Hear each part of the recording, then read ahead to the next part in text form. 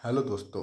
तो आज के इस वीडियो में हम लोग जानने वाले हैं प्रिंट एफ, ठीक ना। Print F and scanf का फंक्शंस के बारे में, ठीक ना। ये सी प्रोग्रामिंग में क्यों यूज होते हैं या फिर किसी भी प्रोग्रामिंग लैंग्वेज में प्रिंट एफ और स्कैन एफ का क्यों यूज किया जाता है या फिर इसका यूज क्या है, ठीक ना। फंक्शंस के बारे में जानेंगे। एंड ऑल्सो हम लोग जानने वाले हैं फॉर्मेट स्पेसिफायर्स के बारे में, ठीक ना। तो ध्यान से सुनिएगा, सुनो ध्यान से। तो आंसर में इसका है use of printf and scanf are given below. मतलब प्रिंट एफ और स्कैन एफ का दोनों यूज नीचे दिया गया है। तो यहाँ पर देखो सबसे पहले प्रिंट एफ, ठीक ना। प्रिंट एफ यहाँ पर बीच में जो ये लाइन दिया हुआ है ना, देखो इधर ध्यान से, ये वाला लाइन, इस लाइन को नहीं देना है, ठीक ना। ये गलती से मिस्टेक हो गया यहाँ पर मेरे से लिखने में। ओके, तो देखो यहाँ पर क्या लिखा हुआ है, it is use to display output on screen. मतलब इसका यूज क्या किस लिए होता है, तो डिस्प्ले कराने के लिए, किसी भी डेटा को स्क्रीन पर डिस्प्ले कराने के लिए यानी दिखाने के लिए हम लोग प्रिंट एफ का उपयोग करते हैं। प्रिंट एफ का उपयोग करते हैं इन सी प्रोग्रामिंग लैंग्वेज, और मेनिंग लैंग्वेज में यूज कर सकते हैं, बट हम लोग यहाँ पर स्पेशली सी प्रोग्रामिंग लैंग्वेज में देख रहे हैं, ठीक ना। आप लोग किसी भी अगर प्रोग्रामिंग जावा भी देख रहे हो, ठीक ना, या फिर कोई और प्रोग्रामिंग लैंग्वेज भी देख रहे हो, तो उसमें भी सेम इसका यूज है प्रिंट एफ का, ठीक ना, डेटा को डिस्प्ले कराने के लिए। तो प्रिंट एफ किस लिए यूज होता है, तो it is use to display the output on screen in C programming language. Same इसका परिभाषा याद कर लो। अब देखो स्कैन एफ क्या होता है, तो it is use to take F input from print कराता है डेटा पर, मतलब स्क्रीन पर। देखो याद करने में आसानी है, प्रिंट एफ यानी कि स्क्रीन पर प्रिंट कराएगा, स्कैन एफ यानी कि स्कैन पर जो भी चीज़ लिखा हुआ रहेगा उसको स्कैन करके स्टोर करने का काम करेगा, ठीक ना। देखो यहाँ पर it is use to take input from the user, यानी कि यूजर से इनपुट लेने के लिए स्कैन एफ का हम लोग काम करते हैं। स्कैनर जो स्कैनर होता है ना, स्कैन क्या करता है, स्कैन कर लेता है डेटा को। तो सेम वही बात है कि जो भी डेटा यूजर इनपुट करेगा, लिखेगा, उसको वो स्टोर कर लेगा in C programming language. Okay, I think आप लोग प्रिंट एफ और स्कैन एफ समझ गए। अब फॉर्मेट स्पेसिफायर्स पर आते हैं। तो इसका देखो पहला फॉर्मेट स्पेसिफायर जो सी लैंग्वेज में होता है percent D. Percent D for integers, integers के लिए ये क्या होता है, परसेंट डी होता है। एग्जाम्पल से मैं समझाने की कोशिश करता हूँ, ठीक ना। एग्जाम्पल से समझाता हूँ। देखो यहाँ पर अब परसेंट डी का यूज़ क्या होता है, तो इंटीजर क्या क्या होता है, इंटीजर होते हैं प्लस माइनस, जैसे कि प्लस माइनस नहीं, जैसे कि +1 -1 0 +2 -3 ऐसे करके संख्या होते हैं ना, इसको इंटीजर बोलते हैं, ठीक। तो परसेंट डी इसलिए यूज करते हैं जब हम लोग को इस तरह के नंबर स्टोर करवाने होते हैं या स्कैन करना होता है, ठीक ना। अब देखो परसेंट एफ एक आया, इससे काम नहीं बना, तो परसेंट एफ इसलिए लाया कि हम लोग को इस तरह के भी संख्या होते हैं, ठीक ना। देखो दशमलव वाले, तो दशमलव वाले संख्या के लिए हम लोग क्या करते हैं, परसेंट एफ यूज करते हैं फॉर फ्लोटिंग पॉइंट नंबर, यानी कि दशमलव वाले संख्या के लिए परसेंट एफ का उपयोग करते हैं, और इसके लिए परसेंट डी का उपयोग करते हैं, ठीक ना। परसेंट डी का और परसेंट एफ का। लेकिन इससे भी काम नहीं बना, हम लोग को ए बी सी डी भी स्टोर करवाना था। तो हम लोग क्या करें, हम लोग लेकर आए percent C for A B C, character store करवाने के लिए। देखो यहाँ पर क्या लिखा हुआ है, परसेंट सी आया फॉर करेक्टर स्टोर करवाने के लिए, ठीक ना। तो कोई दिख नहीं रहा है ना, तो कोई ध्यान से, थोड़ा सा मिस्टेक हो गया। तो यहाँ पर देखो, यहाँ पर परसेंट एफ किस लिए आया था, इसको हटाते हैं।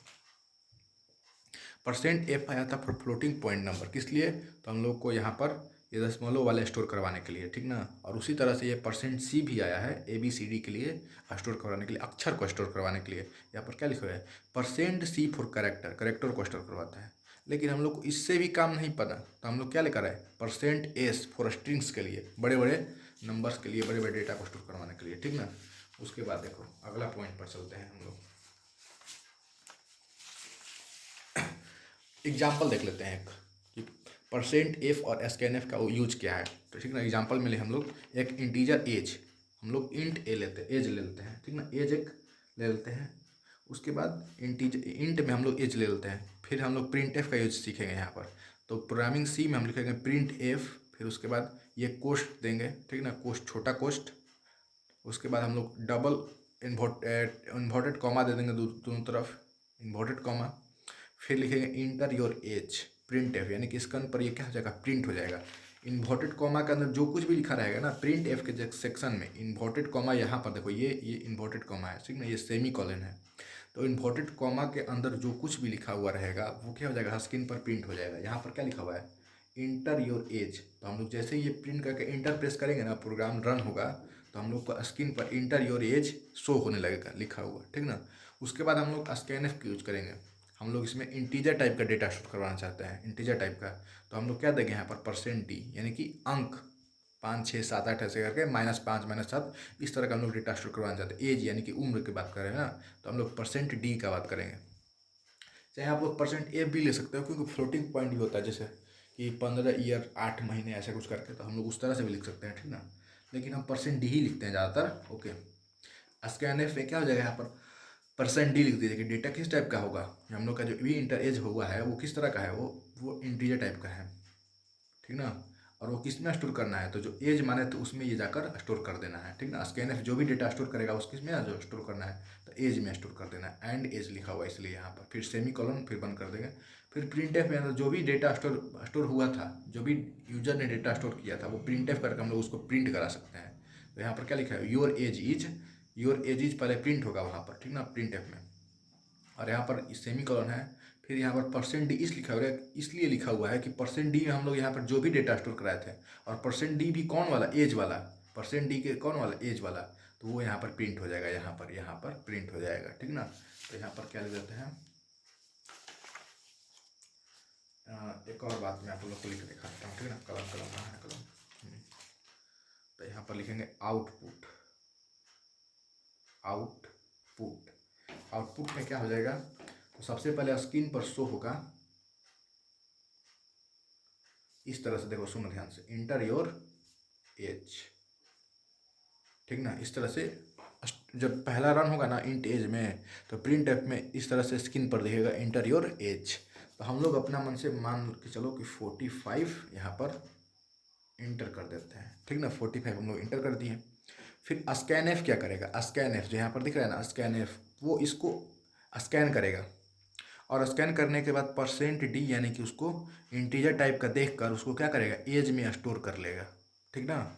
उसके बाद हम वो क्या करेगा, फिर से प्रिंटएफ रन होगा। प्रिंटएफ यानी कि यहाँ पर फिर से शो होगा, जैसे ही हम लोग इंटर प्रेस करेंगे, इंटर जैसे ही प्रेस करेंगे तो क्या हम लोग का शो होगा, योर एज इज 45, हम लोग को इस तरह से शो हो जाएगा इंटर प्रेस करने के बाद। क्योंकि यहाँ पर हम लोगों ने प्रिंट एफ दोबारा से लिखा हुआ है, और इसमें क्या लिखा हुआ है, योर एज इज। मैंने बोला था कि प्रिंट एफ के इन्वर्टेड कॉमा के अंदर जो कुछ भी लिखा रहेगा वो क्या हो जाएगा, प्रिंट हो जाएगा। तो हम लोग योर एज इज लिखे हुए, उसके बाद %d है, %d नहीं प्रिंट होगा। क्योंकि %d एक क्या है, स्पेसिफायर है, ठीक ना, स्पेसिफायर है, फॉर्मेट स्पेसिफायर है। तो उसके बाद यहाँ पे क्या लिखा हुआ है, कॉमा देकर एज लिखा हुआ है, तो जो एज में जो कुछ भी स्टोर होगा ना वो यहाँ पर प्रिंट हो जाएगा। तो क्या है, 45 है। तो कुछ इस तरह से हम लोग को आउटपुट देखने को मिल जाता है, ठीक ना। आई थिंक आप लोगों को समझ में आ गया होगा कि प्रिंट एफ और स्कैन एफ का यूज क्या है, ठीक ना। चलिए, कोई डाउट होगा तो आप लोग प्लीज़ कमेंट करके पूछ सकते हैं हमसे, हम बताने का प्रयास करेंगे। ओके।